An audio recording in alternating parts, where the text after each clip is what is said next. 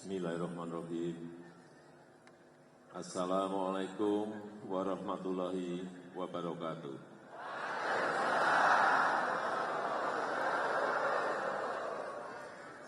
Selamat pagi, salam sejahtera bagi kita semuanya. Om Swastiastu, Namo Buddhaya, salam kebajikan. Yang saya hormati Ketua Umum Jaringan Relawan Alap-Alap Jokowi, Mas Isnaini, yang saya hormati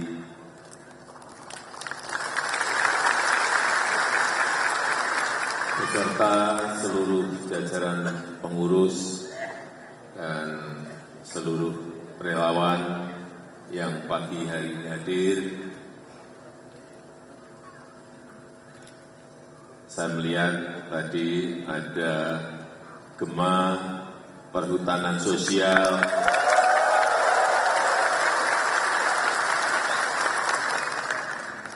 masalah di urusan ini sangat banyak sekali yang sudah kita mulai tahun 2015 sampai sekarang, yang sudah bisa didistribusikan dalam reforma itu ada 6,3 juta. Tapi masih jauh dari target kita itu 12 juta. Jadi memang masih ada pekerjaan besar yang harus kita selesaikan. Ada juga Impayam PKI, ada Timbul Sehati,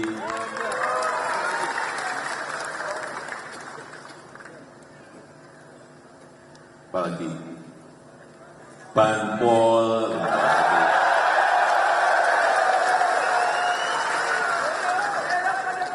masalahnya tadi sudah disampaikan ke saya di sana tadi.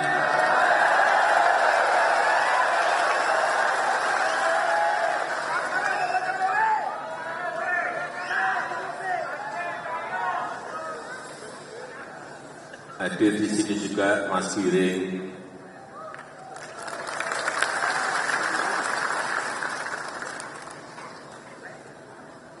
Bapak Ibu sekalian yang saya hormati, saya senang saya masuk di sini tadi, begitu masuk, suasananya itu sangat semangat gitu. Suasana itu penting, masuk adem, nggak ada semangatnya, waduh ini ada apa. Tapi kalau masuk semangatnya sudah tinggi, ini menunjukkan bahwa relawan itu betul-betul pada posisi siap, benar.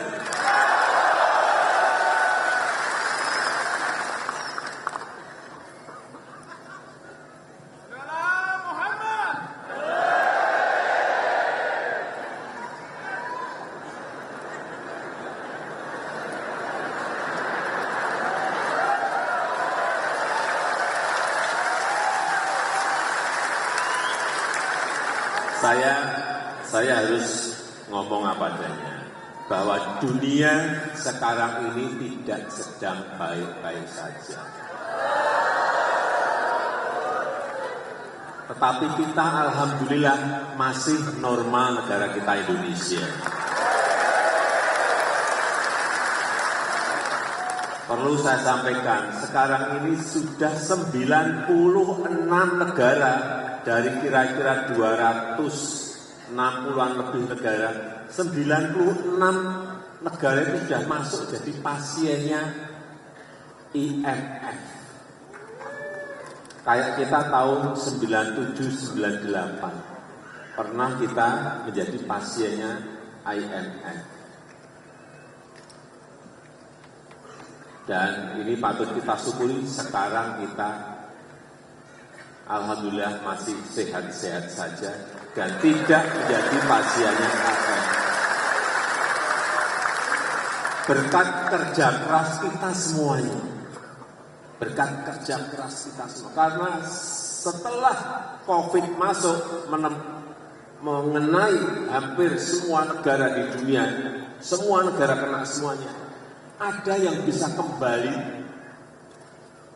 normal, baik itu kesehatan maupun ekonominya, dan salah satunya adalah Indonesia. Indonesia menjadi salah satu yang terbaik ekonominya, pertumbuhannya setelah COVID menerpa kita semuanya.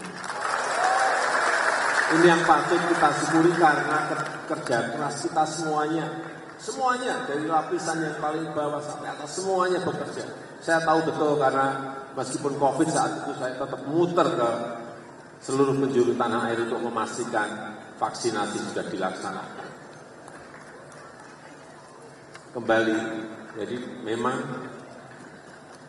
banyak negara-negara yang sakit karena urusan COVID. Kena COVID, ekonominya juga kena dan tidak bisa bangkit kembali. Saat saya pergi bulan yang lalu ke Afrika, keadaan itu masih kelihatan sekali, masih terasakan.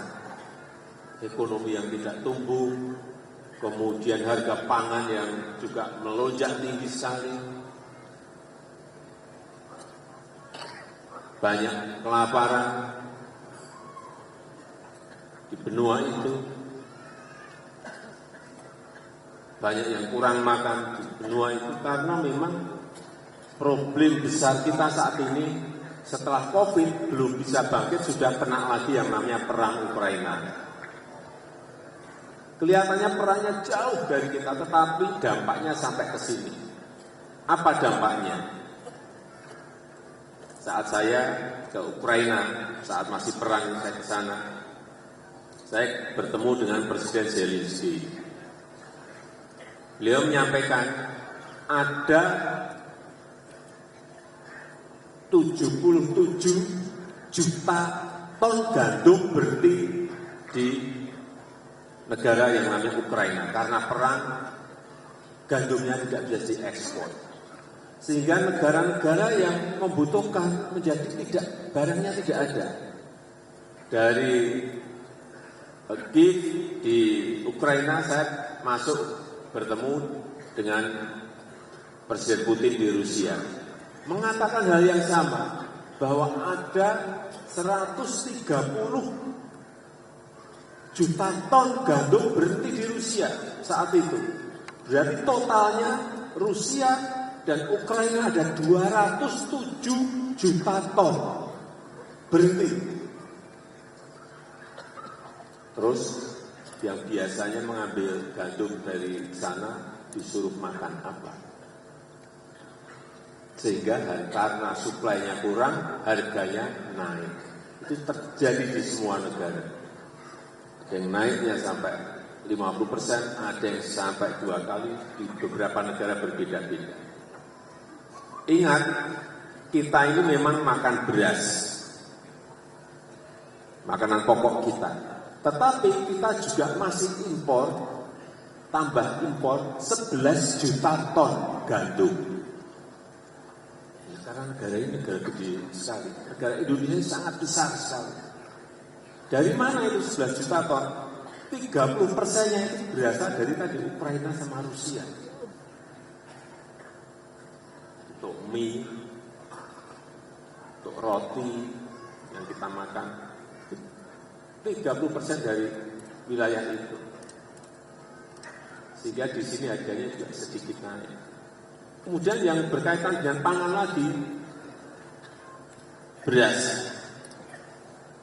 Beras hati-hati. Karena masih ada 1,5 juta sampai 2 juta ton yang kita harus impor dari luar. Karena produksi di dalam negeri masih belum mencukupi, karena penduduk kita setiap tahun juga selalu bertambah. Penduduk kita sekarang ini sudah 278 juta.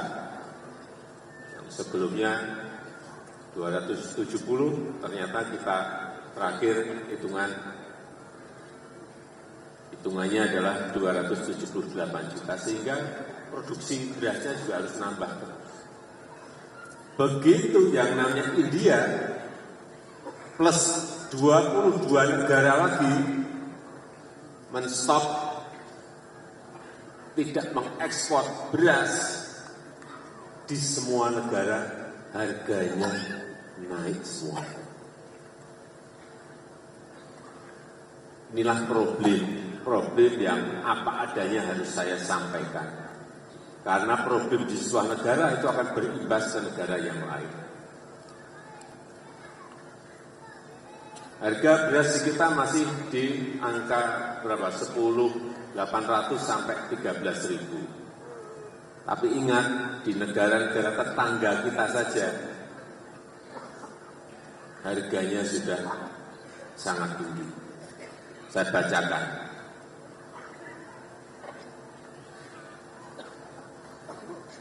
Misalnya di Singapura, rata-rata harganya sudah 21.600. Di Brunei, harganya sudah mencapai rata-rata 37.000. Di tetangga dekat, paling dekat yang gandeng dengan kita, Timor Leste, harganya 20.000. Kita masih 10.800 sampai 13.000, tapi memang harganya naik. Tapi harga globalnya memang seperti itu. Kita akan terus berusaha menekan agar harga terus kembali turun dan menjadi normal kembali.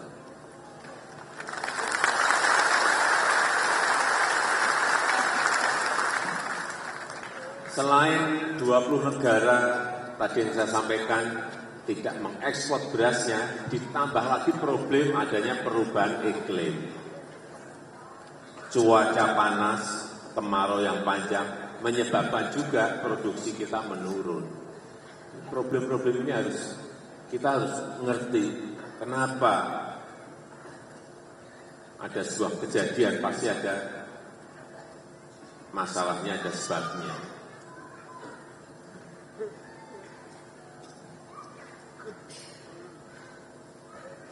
Tapi saya senang, saya lihat Bapak Ibu sekalian, seluruh relawan, wajahnya masih cerah ceria.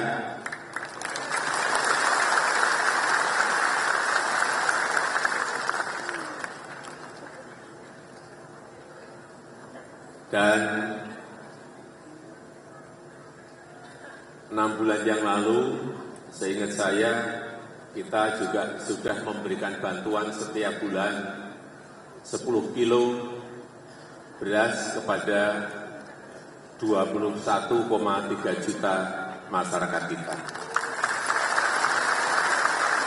Kemudian kita ulang lagi September, Oktober, November ini juga akan kita berikan bantuan 10 kilo beras ke 21,3 juta masyarakat kita. Untuk meringankan beban yang ada, karena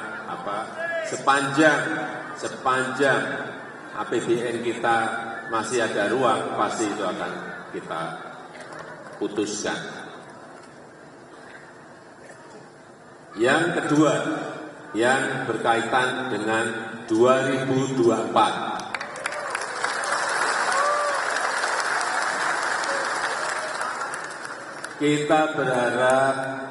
Kita semuanya berharap agar jalannya pemilu itu berjalan dengan damai dan tidak ada lagi yang namanya ujaran kebencian.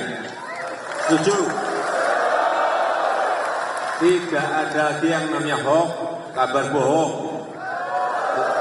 Setuju? Pemilu harus kita jalani dengan riang dan gembira. Setuju? Karena setiap 5 tahun itu pemilu itu ada terus. Kalau setiap pemilu saling membenci, saling menfitnah, saling menjelekkan, saling merendahkan, kapan bangsa ini akan menjadi bangsa yang besar? Karena bangsa yang besar itu kalau kita kuat persatuan kita. Kalau negara ini mau menjadi besar, harus memperkuat kerukunan di antara kita. Jangan sampai pemilu membuat kita terpecah belah. Setuju?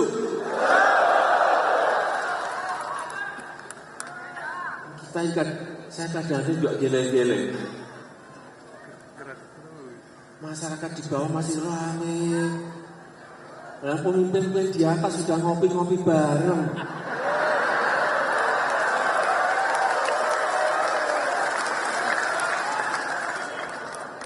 Yang di atas sudah makan bersama, yang di bawah masih usap rame. Tolong saya minta bantuan Bapak Ibu seluruh relawan agar seluruh relawan ini menjadi sistem pendingin. Sistem pendingin yang membuat suasana adem di bawah. Setuju? Jadi kalau ada yang sedikit panas-panas segera disiram air biar dingin. Kalau ada ribut-ribut kecil di bawah segera ambil air didinginkan. Beri wejangan, beritahu bahwa pemilu itu akan terus ada setiap 5 tahun. Siap? Siap? Nah, mengenai pemimpin yang kita pilih, nah ini hati-hati memilih pemimpin. Tantangan ke depan itu bukan semakin ringan, tetapi sedang baik-baik saja. Adanya perang, adanya perubahan iklim, adanya krisis pangan. Dibutuhkan pemimpin yang memiliki keberanian. Dibutuhkan pemimpin yang memiliki nyali. Jangan digertak negara lain sudah langsung ciut.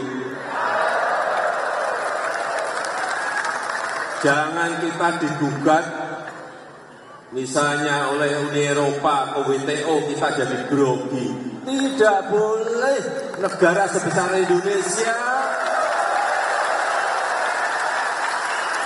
memiliki pemimpin yang gampang ciut nyalinya, digertak negara sebesar apapun. Setuju? Jadi pemimpin harus berani mengambil risiko. Pemimpin harus berani mengambil risiko. Pemimpin politik yang betul. Jangan hanya cari selamat, cari enak.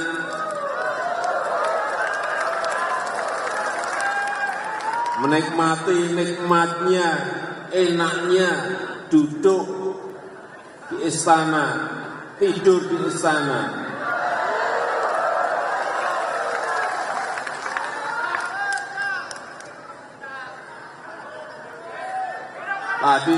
Tadi saya mendapatkan masukan mengenai penyelesaian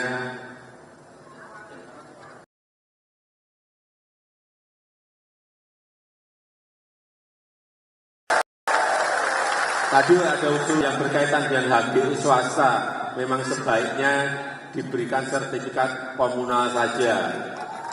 Sertifikat bersama-sama itu usulan. Nanti akan saya kaji. Kalau memang itu baik, ya akan kita berikan. Biasanya memang usulan bahwa usulan dari rakyat itu biasanya memang baik untuk diterapkan di lapangan.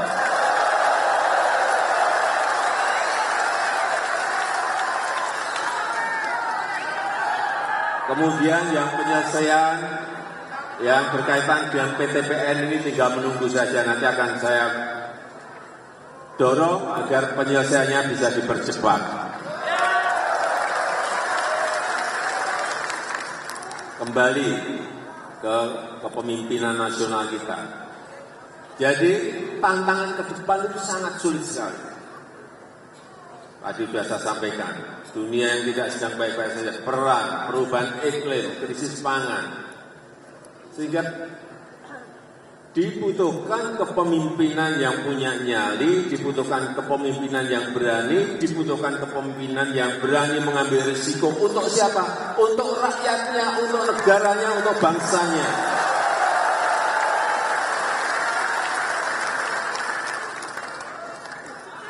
Kalau maunya enak, ya itu aja di sana. Ruangnya ber-AC, makanannya, waduh, Saya nggak usah saya ceritakan. Tapi apakah kita ingin mencari pemimpin yang seperti itu? Kita ingin mencari pemimpin yang mau bekerja keras untuk rakyatnya. Setuju? Kalau ada masalah, tidak menghindar. Kalau ada problem, berani mendekat kepada problem dan menyelesaikannya. Ini negara besar, Bapak Ibu sekalian. Ini negara besar. Dari Sabang sampai Merauke itu negara yang sangat luas, negara dengan penduduk yang sangat besar. Jangan dibandingkan dengan negara-negara kecil yang mengelola jauh lebih mudah.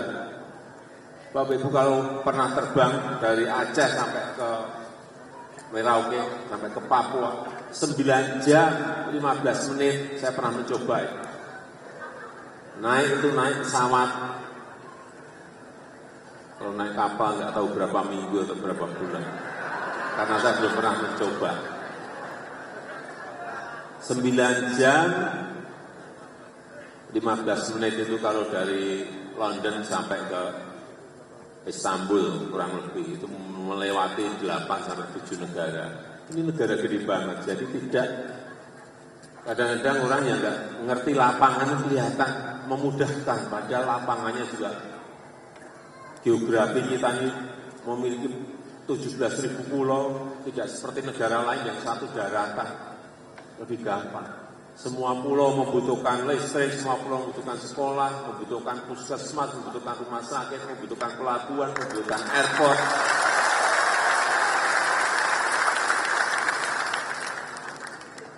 Bukan gampang. Ya dan Bapak Ibu bayangkan, harus menyiapkan infrastruktur, baru infrastruktur saja.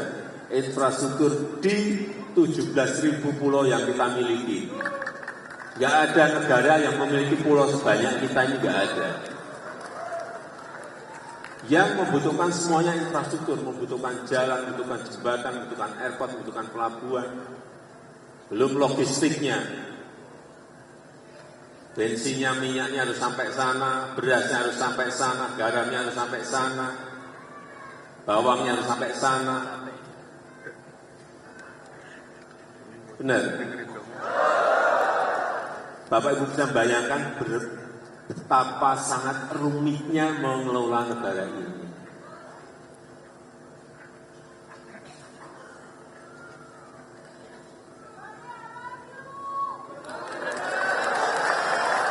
I love you, I love you.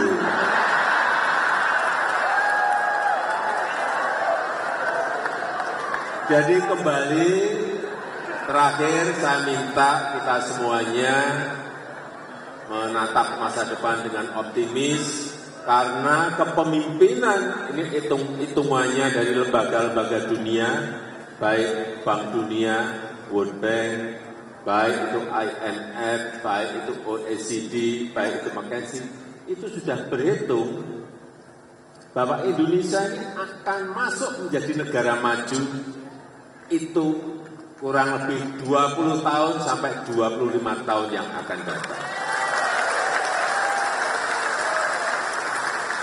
Oleh sebab itu, dalam 3 kepemimpinan ke depan itu sangat menentukan sekali. 2024, 2029, 2034 itu sangat menjadi krusial dan kunci negara ini bisa melompat maju atau tidak. Oleh sebab itu, kita semuanya harus berhati-hati memilih pemimpin di 3 periode ini. 2024, 2029, 2034.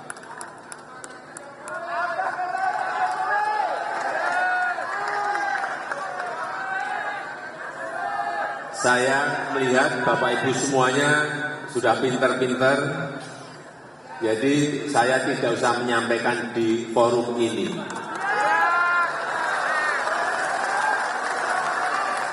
Tidak perlu saya sampaikan, tapi Bapak Ibu semuanya sudah ngerti dan sudah tahu. Karena negara ini adalah negara demokrasi. kedaulatan itu ada di tangan rakyat.